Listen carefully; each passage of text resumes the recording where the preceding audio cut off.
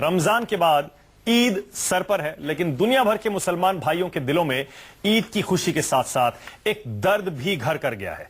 इस बार आतंक के ठेकेदारों ने पाक रमजान के महीने को भी नहीं बख्शा है और दुनिया भर में खूब खून बहाया। लेकिन हैरानी की बात यह है कि ये आतंकवादी इस्लाम के नाम पर, जिहाद के नाम पर रोजेदार मुसलमानों की हत्या करने पर उतर आए हैं। आप सोचते होंगे कि खूंखार आतंकी गुट ISIS हैवानियत की सारी हदें पार पहले ही कर चुका है, तो नई बात क्या है? तो सुनिए, कल तो इन आतंकियों ने हद ही कर दी। मक्का के बाद मुसलमानों की सबसे पाक जगह मदीना में पवित्र मस्जिद के बाहर ही धमाका कर दिया। सऊदी अरब में 3 धमाकों में 6 लोग मारे गए। आइए आपको सबसे पहले यही बताते हैं कैसे रमजान के दौरान दुनिया भर में इन आतंकवादियों ने आतंक फैलाया है। 800 लोग इस रमजान के दौरान दुनिया भर में मारे गए। 800 इराक, बांग्लादेश, अमेरिका तक में हमला हुआ है। अगर इन सारे के सारे आंकड़ों को जोड़ें तो हर रोज रमजान के दौरान 30 लोग 4 हफ्ते में पिछले मारे गए। रमजान में इराक में तकरीबन 200 लोगों की जानें गई। ईद से ठीक पहले मदीना में आत्मघाती हमला हुआ है। सुरक्षाकर्मी निशाना बने और इफ्तार कर रहे थे 6 लोग जो मारे गए। रमजान में मारना अल्लाह का हुक्म है, यह ISIS कहता है। अब आपको जरा एक और दुनिया के नक्शे के जरिए दिखाते हैं कैसे ISIS ने या फिर इस्लाम के नाम पर आतंक फैलाने वालों ने दुनिया भर में रमजान के दौरान खून बहाया। ओरलैंडो, अमेरिका, फ्लोरिडा 49 लोगों को मारा। पेरिस 2 लोगों की हत्या। इसके अलावा लीबिया 36, तुर्की में 44, सीरिया में 102, यमन में 43, बांग्लादेश में 22, इराक में 541, जॉर्डन में 5, सऊदी अरब में 6, कल की बात है, कुवैत में 1, अफगानिस्तान में 8 और फिलीपींस में 3 लोगों की हत्या की है इन आतंकियों ने। अब आपको जरा जल्दी से यह भी दिखाते हैं कैसे ज्यादातर आतंकी हमलों में पाकिस्तान कनेक्शन सामने आता है। पहले मदीना का आतंकी हमला ही ले लीजिए। सऊदी सरकार कह रही है 3 आतंकी हमले हुए, जिनमें से 1 हमलावर पाकिस्तान का है। सऊदी अरब के अधिकारियों ने इसकी पुष्टि कर दी है। बांग्लादेश में जो हमला हुआ था ढाका में कैफे में, वहां के मंत्री ने साफ कहा था कि ISIS नहीं बल्कि ISI ने करवाया। इसके अलावा हिंदुस्तान में जो जितने भी आतंकी हमले होते हैं या अफगानिस्तान में होते हैं, उन सब में पाकिस्तान का ही हाथ, ISI का ही कोई ना कोई कनेक्शन जरूर सामने आ जाता है। तो आज का सबसे बड़ा सवाल हमारा यही है, क्या आतंकी गुट ISIS अब मुस्लिम देशों का ही, मुसलमानों का ही सबसे बड़ा दुश्मन बन गया है? और दुनिया भर में आतंकियों के रिश्ते पाकिस्तान से क्यों है? क्या ISIS अब मुस्लिम देशों का ही दुश्मन बन गया है, मुसलमानों का ही दुश्मन बन गया है? और दुनिया भर में आतंकियों के रिश्ते पाकिस्तान से ही क्यों हैं? इसी पर बहस करने के लिए मेरे साथ तारिक फतेह साहब टोरंटो से जुड़ रहे हैं, जो कि पाकिस्तान में पैदा हुए जाने माने लेखक, जाने माने पत्रकार और इस्लाम और आतंकवाद पर खूब जानकारी रखते हैं। इसके अलावा मेरे साथ यहां मौलाना अंसार रजा हैं, चेयरमैन गरीब नवाज फाउंडेशन। मेरे साथ RSN सिंह साहब जुड़ रहे हैं, जो कि हमारी एक्सटर्नल इंटेलिजेंस एजेंसी रॉ में काम कर चुके हैं। और RSS के विचारक राकेश सिन्हा भी मेरे साथ जुड़ रहे हैं। आप सभी का स्वागत है। तारिक फतेह साहब, पहला सवाल आपसे जी। तारिक फतेह साहब, कोई तो लक्ष्मण रेखा होती होगी इस्लाम के नाम पर जिहाद करने वाले इन लोगों की, इन हैवानों की, जो रोजेदार मुसलमानों की हत्या कर दे, जो मुसलमानों के दूसरे नंबर के सबसे ज्यादा पाक मदीना में मस्जिद के बाहर धमाके करे, जो रमजान के दौरान सीजफायर करने के बजाय और यह कहे कि अल्लाह का हुक्म है मारो, मुसलमानों को भी मारो, सबको मारो। कोई तो लक्ष्मण रेखा होगी इन हैवानों की या नहीं है? इस्लाम में तो नहीं है, लेकिन पैगंबर इस्लाम प्रॉफिट मोहम्मद की डेथ के फौरन बाद मदीना ही में एक दूसरे की दाढ़ियां खींचने लग गए थे लोग। मदीना ही से दूसरे मुसलमानों पे जंग का ऐलान किया गया, जो रिदा की जंगें कहलाती हैं, गज़वा रिदा कहलाती हैं। मदीना ही में हजरत उस्मान का कत्ल हुआ, हजरत उमर का हुआ, नमाज पढ़ाते हुए हजरत अली, इमामत करते हुए उनका कत्ल हुआ। तो मुसलमान तारीख, इस्लामी तारीख जो है, उसमें यह कहना कि कत्लेआम और तशद्दुद और शिद्दत पसंदी नहीं है, ये झूठ होगा। इस्लाम के कई रास्ते हैं और उन रास्तों में हमें एक्सेप्ट करना पड़ेगा कि एक वो रास्ता है वहाबियत का, जो सन 1800 या समझे कि सन 1780-90 के बाद से दुनिया भर में आहिस्ता आहिस्ता फैल रहा है। मदीना पे ये पहला हमला नहीं है सर, मदीने पे हमला ये तीसरा है। पहला हुआ 1805 में, फिर हुआ 1925 में और अब हुआ है। और तीनों दफा सऊदी वहाबी टेररिस्ट ने अटैक किया। पहली हमले में तो उन्होंने जन्नतुल बकी को डिस्ट्रॉय किया, फिर जब तुर्कों ऑटोमन्स ने बनाया 1925 में आके उन्होंने फिर सब तोड़ नहीं, वो ठीक है तारिक फतेह साहब, लेकिन मेरा पॉइंट दूसरा है। और मौलाना अंसार रजा, आपसे मैं जानना चाहता हूं, क्योंकि आप तो समझते हैं कि ये रमजान कितना पाक महीना माना जाता है मुसलमानों के लिए, सिर्फ हिंदुस्तान या पाकिस्तान में नहीं, दुनिया भर में कहीं भी आप चले जाइए। ये कौन से आतंकी हैं? और ये मुस्लिम देशों में रोजेदार मुस्लिमों की हत्या कर रहे हैं इस्लाम के नाम पर, जिहाद के नाम पर, और हम कहीं से कोई आवाज ही नहीं सुन रहे हैं, कोई विरोध नहीं कर रहा है। देखिए मालिक जी, मैं शुरू में पहले एक बात बता दूं, ये जो ISIS हो या IS हो, ये जालिम लोग हैं। इन्हें ना हिंदू से मतलब है, ना मुसलमान से मतलब है, ना रमजान शरीफ से मतलब है, ना ईद से मतलब है। तारिक फतेह साहब ने लफ्ज वहाबियत का इस्तेमाल किया है। हमने एक न्यूज चैनल पर यह जुमला कहा था कि अगर आतंकवाद को मिटाना है तो वहाबियत का खात्मा करना पड़ेगा। दिल्ली के तमाम अखबारों में हमारे खिलाफ खबरें छपी, तमाम अखबारों में हमारे खिलाफ खबरें छपी, इसको जान से मार दो, ये कर दो, ये वहाबियत के खिलाफ जा रहा है। हमने एक न्यूज चैनल पे कहा 22 नवंबर को, मैं डेट आपको बता सकता हूं, मैं अखबार की कटिंग भी आपको दिखा दूंगा जो मेरे खिलाफ यहां छपा है। आज सऊदी अरब मदीना शरीफ वो मुकद्दस जगह है, 3 हमले हुए, इसमें कोई शक नहीं। मदीना शरीफ में हमला हो या हिंदुस्तान में हमला हो, जान तो बेगुनाहों की ही जा रही है। मारने वाला ये नहीं सोच रहा कि रमजान शरीफ का महीना का क्या है। क्यों नहीं सोच रहा? ये उससे मतलब ही नहीं ना, उससे सिर्फ जान लेने से मतलब है। जुल्म करने से मुसलमान हुआ, वो मुसलमान है ही नहीं ना। वो तो कहता है इस्लाम वो के नाम पे यहूदी कर रहे हैं। वो है ही नहीं मुसलमान ना इस्लाम। इस्लाम बहुत अमन पसंद मुल्क है।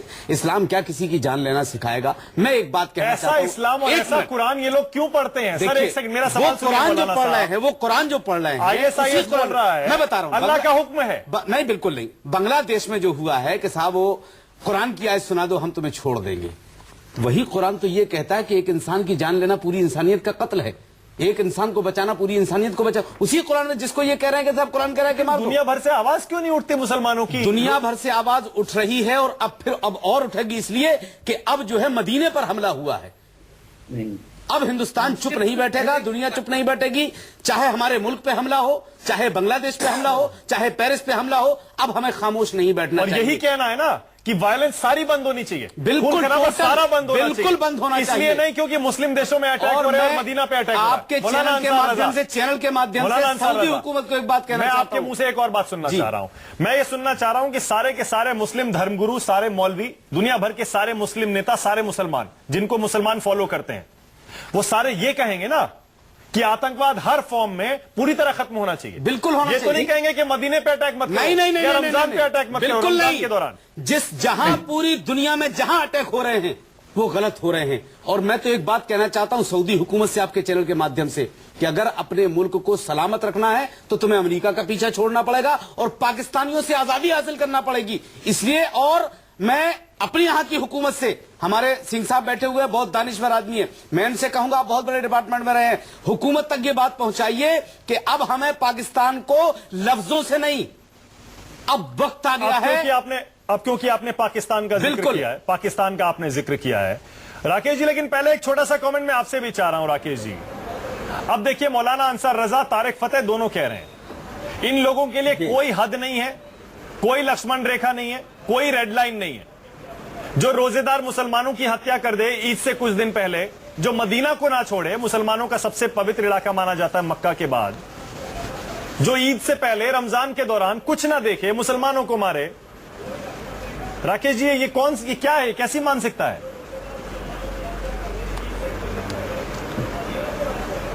देखिए, एक बड़ा आश्चर्य की बात है कि 10वीं में जुनैद, जो पैगंबर के नाती थे, उनके मकबरा पर भी अटैक हुआ है। अब सवाल यह नहीं है कि अटैक रमजान में हो रहा है या रमजान के बाद हो रहा है। रमजान ये क्यों हो रहा है? आज इस सवाल पर हमें विचार करना पड़ेगा, खास करके मुस्लिम समाज के जो चिंतक हैं, मुस्लिम समाज के जो धार्मिक चिंतक हैं, उनको इस बात पर विचार करना पड़ेगा कि इस्लाम में जो दो कंसेप्ट है, एक है कुफ्र का, काफिर का, दूसरा है जिहाद का। उसका एक इंटरप्रिटेशन तो बहुत मॉडेस्ट होता है, उसी का दूसरा इंटरप्रिटेशन इस तरह से होता है जिसको ISIS कर रहा है, जिसके कारण रमजान के महीने में भी कम से कम 800 लोगों की जानें गई हैं रमजान के महीने में। तो मेरा मानना है कि ईसाई धर्म के दौरान पश्चिम में अनेक वायलेंस हुए, मध्य युग में वायलेंस हुआ, लेकिन ईसाई धर्म ने अनेक प्रकार के रिफॉर्म से अपने आप को गुजारा। तो इससे धर्म समाप्त नहीं होता है। आधुनिक संदर्भ में आधुनिकता के साथ यदि आप निगोशिएशन करते हैं और धर्म में सुधार करते हैं, जब तक बुनियादी सुधार नहीं करेंगे तब तक बैनर बदलेगा। कभी लेट का बैनर लगेगा, कभी ISIS का बैनर लगेगा, कल कोई और बैनर लग जाएगा और आपके सर पर ही दर्द रहेगा। आपको बार बार सफाई देनी पड़ेगी कि हमसे मतलब नहीं है, ये हमारे नहीं है, इसका इस्लाम से कोई लेना देना नहीं है। ठीक है राकेश जी, आपका पॉइंट रिलीजन है। ठीक है, बिल्कुल मैं मानता हूँ, आप कह रहे हैं मेजोरिटी ऑफ एक बात मैं कह दूं, एक बात मैं पूरा कर दूं। देखिए, मेजोरिटी ऑफ द मुस्लिम है वो इस टेररिज्म के साथ नहीं है, लेकिन ये जो आतंकवाद पैदा ले रहा है इसको ऑन करना पड़ेगा। जब ऑन करेंगे तो इसका दवा निकलेगा। जब मर्ज को ऑन नहीं करेंगे तो मर्ज की दवा भी नहीं निकलती है। मेरा यही मानना है कि आप इसको ऑन कीजिए, इसके कम्युनिटी के भीतर से इसका मर्ज का दवा निकालिए, फिर बाहर का सहयोग होगा। ठीक है राकेश जी, आपको ही निकालना पड़ेगा। ठीक है राकेश जी, एक सेकंड रुकिएगा सर, आ रहा हूं आपके पास। आपकी है, ठीक है, मतलब राकेश जी का इशारा सीधे सीधे यही है, धर्म पर ही सवाल बिल्कुल सही है। जब तक राकेश जी ये कह रहे हैं, जब तक सीधे सीधे हम बार बार ये कहते रहेंगे RSN सिंह साहब कि इस्लाम आतंकवाद का धर्म नहीं होता, आतंकवाद का धर्म नहीं होता, राकेश जी का इशारा उस तरफ है। लेकिन मैं दूसरी बात आपसे पूछना चाह रहा हूं कि आपने पाकिस्तान पे बहुत काम किया, ये क्या वजह है कि ज्यादातर आतंकी हमलों के तार कहीं ना कहीं जाके पाकिस्तान से जुड़ रहे हैं? हमला कहीं भी हो, कोई ना कोई पाकिस्तान कनेक्शन जरूर सामने आ जाता है। RSN सिंह साहब देखिए, इन्होंने इस्लाम के ये ठेकेदार बन गए थे पाकिस्तान, और इसी ठेकेदारी में पाकिस्तान की क्रिएशन हुई थी। और तारिक फतेह साहब इस बात से एग्री करेंगे कि जो की ईयर था वो 1979 था। 1979 में बहुत सारी चीज़ें हुई। ईरान में आपको मालूम है जो रिवॉल्यूशन हुआ, 79 में ही मक्का मदीना में हमला हुआ था, और 79 में ही आपको वो ज़ियाउल हक ने वो सोवियत इन्वेजन के खिलाफ जो पूरी ये जो फैक्ट्री तैयार की थी, उस फैक्ट्री को बनाने में पाकिस्तान का बहुत बड़ा हाथ था, क्योंकि पाकिस्तान अपने आप को बहुत ही बाकी इस्लामिक कंट्री से बहुत सुपीरियर समझता था। तो कल जो शेख हसीना और उनके इंफॉर्मेशन मिनिस्टर ने जो कहा कि ये ISI ने करवाया है, ये ISI ने करवाया है, ये बिल्कुल सही है। मैं आपको बता रहा हूँ, आपको मैं ये बता दूं, मैं बांग्लादेश को बहुत अच्छी तरह से जानता हूँ। ऐसे हालात हो जाते थे साहब कि जब ये खालिदा जिया वहाँ पे आती थी तो हम यही समझ लेते थे कि ISI का रूल हो गया। अभी वो सारे के सारी जो तंजीमें हैं, आप देखोगे, चाहे वो अल कायदा इन इंडियन सब कॉन्टिनेंट है, यहाँ जो रहमान पकड़ा गया उसने कहा कि मैं पाकिस्तान गया था और मुझे लश्कर तोयबा के कैंप में भेजा गया ट्रेनिंग के लिए। अल कायदा इन इंडियन सब कॉन्टिनेंट का कहाँ पे है? वो पाकिस्तान में आसिफ उमर है। यहाँ से जाने के बाद उसने ये सेमिनरी, हकानिया सेमिनरी जो है, वहाँ पर इसने शिक्षा प्राप्त की इसने।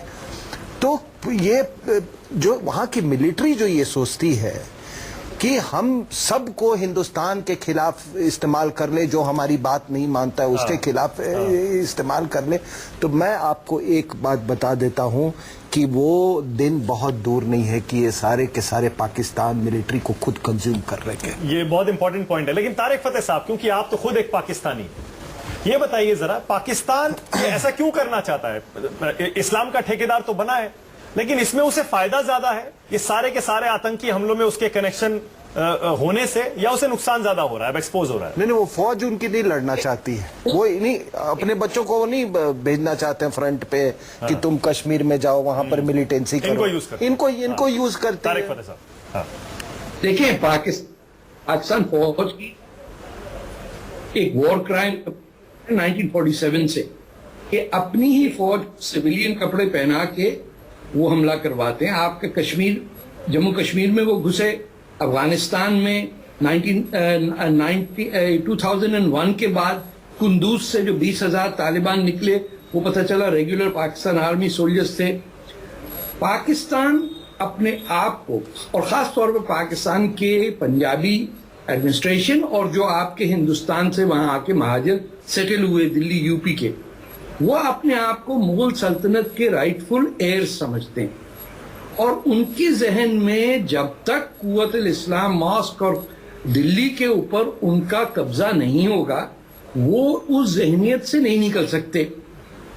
अब सिलसिला ये है कि देखिए, इन्होंने इसीलिए सऊदी अरेबिया और तमाम ये दूसरे, चीन से भी इनका राब्ता है, अमेरिका से भी ये खाते हैं, इन लोगों ने पाकिस्तान आर्मी की जो मिलिट्री है, वो मिलिट्री इंडस्ट्रियल कॉम्प्लेक्स है, वो इस्लाम का इस्तेमाल करते हैं to make enormous amounts of money. अभी देखिए जनरल शरफ का और जनरल कयानी का, दोनों आर्मी चीफ्स थे। जनरल कयानी ISI के चीफ थे, उनका स्विट्जरलैंड में बैंक जूलियस बायर में $1 बिलियन अकाउंट्स हैं। जी हाँ, ये क्राइम, इस्लाम, टेररिज्म और बिजनेस फ्रॉड, इसका एक नेक्सस है, एक कॉम्बिनेशन है। और उस वक्त तक नहीं जाएगा जब तक कि दो चीजें नहीं होंगी, सऊदी अरेबिया और पाकिस्तान के टुकड़े होने होंगे। सऊदी अरेबिया ये समझिए कि हिजाज जो किंगडम थी, जो पिछले 900 साल से एक आजाद मुल्क था, इवन ड्यूरिंग ऑटोमन रूल, उस पे सल्तनत नजद का कब्जा है। मक्का और मदीना पे नाजायज कब्जा है सऊदी वहाबियों का। इस तरह पाकिस्तान में बलोचिस्तान पे पाकिस्तान का कब्जा है। बलोचिस्तान को फ्रांस और पोलैंड जितना बड़ा मुल्क है। जब तक इन नाफिलों को सऊदी और पाकिस्तान टूटेगा नहीं, हिंदुस्तान को चैन नहीं मिलेगा। ठीक है, एक सेकंड रुकिएगा तारिक फतेह साहब। मैं एक चीज और पूछना चाह रहा हूं आपसे, मैं, क्योंकि अभी राकेश जी ने भी वही कहा जी, क्या वाकई आतंक का कोई धर्म नहीं होता? नहीं, आतंक का कोई मजहब नहीं होता। मौलाना अंसार रजा जी बिल्कुल, वाकई आपको अंदर से आपके, मैं बिल्कुल, महबूबा मुफ्ती जब ये कहती हैं, देखिए महबूबा मुफ्ती क्या कहती है ईद के दौरान, रमजान के दौरान, सुन लीजिए मेरी बात, सुन लीजिए, आपको थोड़ा सा अनकंफर्टेबल लग रहा है मुझे पता है, लेकिन सुन लीजिए, महबूबा मुफ्ती कह रही है रमजान के दौरान ये आतंकी हमले मेरा सिर झुका देते हैं, मुझे शर्म आती है मुसलमान होने पर। कभी भी हो, उसमें कहती है मुझे शर्म आती है मुसलमान होने पर, कभी भी हो, चाहे रमजान, और ऐसे बहुत से ऐसे और मुसलमान है। देखिए क्यों नहीं आप मानते? फिर बार बार तारिक फतेह खुद ये कह रहे हैं इस्लाम का ये इस्तेमाल कर रहे हैं लोग, बिल्कुल इस्तेमाल कर रहे हैं। मैं इस बात को मानता हूँ, ये इस्लाम का ये नाजायज फायदा उठा रहे हैं, मैं इस बात को मानता हूँ। इस्लाम में इन सब चीजों की गुंजाइश, अभी तारिक फतेह साहब ने शरिया में तो है ना जी, इस्लाम की बात ही करा, जो शरिया लिखी गई है मौलाना मौदूदी की, और मैं उसको नहीं मानता। देखिए ये सब उन्हीं के फॉलोवर हैं, ये सब उन्हीं के फॉलोवर हैं। बिल्कुल ठीक है तारिक साहब। मैं आपको एक विजुअल दिखाना चाहता हूँ, ये हमारे मोबाइल पे है, ये है 16 नवंबर का। 14 नवंबर को हमने यहां इंडियन न्यूज चैनल पर जब हमने वहाबियत की बात की, 16 नवंबर को इराकी राष्ट्रपति ने, इराकी वजीर आजम ने बयान दिया कि वाकई हिंदुस्तान से जो आवाज उठी है कि वहाबियत को मारना पड़ेगा अगर आतंकवाद को हमें खत्म। एक सेकंड, अब देखिए आप इसको, ये उनका बयान है, ये किनका? इराक के वजीर आजम का बयान है कि अगर आतंकवाद को मिटाना है तो वहाबियत को खत्म करना पड़ेगा। सऊदी हुकूमत जो कुछ कर रही है, वो अमेरिका, पाकिस्तान, इजराइल, ऐसे लोग इनके साथ मिले हुए। टाइम मेरे पास कम है। देखिए वहाबियत को हम किस तरीके से हम बढ़ावा दे रहे हैं।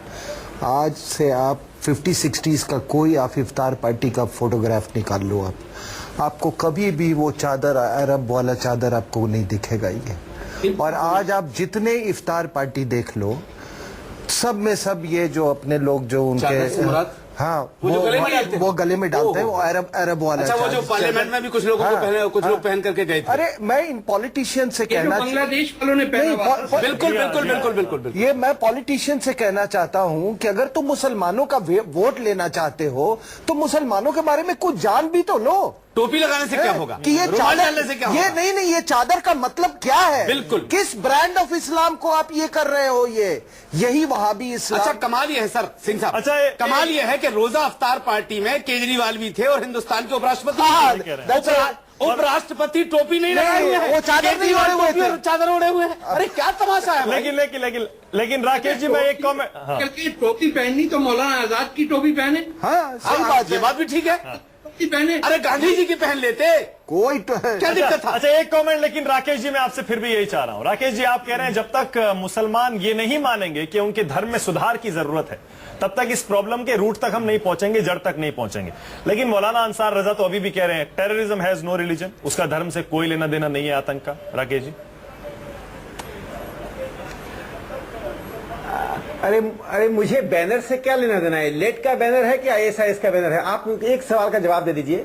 बांग्लादेश में, जो बांग्लादेश आज है, वहां 1951 में उस जोन में, इस पाकिस्तान में 22% हिंदू थे, वो 6% रह गए हैं। पाकिस्तान के उस जोन में लगभग 7 से 8% मुसलमान थे, वो एक हिंदू थे, वो 1% रह गए थे। आईएसआईएस था कि लेट था या कौन था? आखिर हिंदुओं के, मलेशिया में हिंदुओं की क्या हालत आपने बना दी है? जब तक मल्टीकल्चरलिज्म को आप अपना कोर वैल्यू नहीं अपनाते हैं, तब तक ये समस्या रहेगी। मुझे बैनर से लेना देना नहीं है, मेरा झगड़ा आईएसआईएस से, लेट के बैनर से नहीं है। मेरा झगड़ा उस मूल बात से है जिसके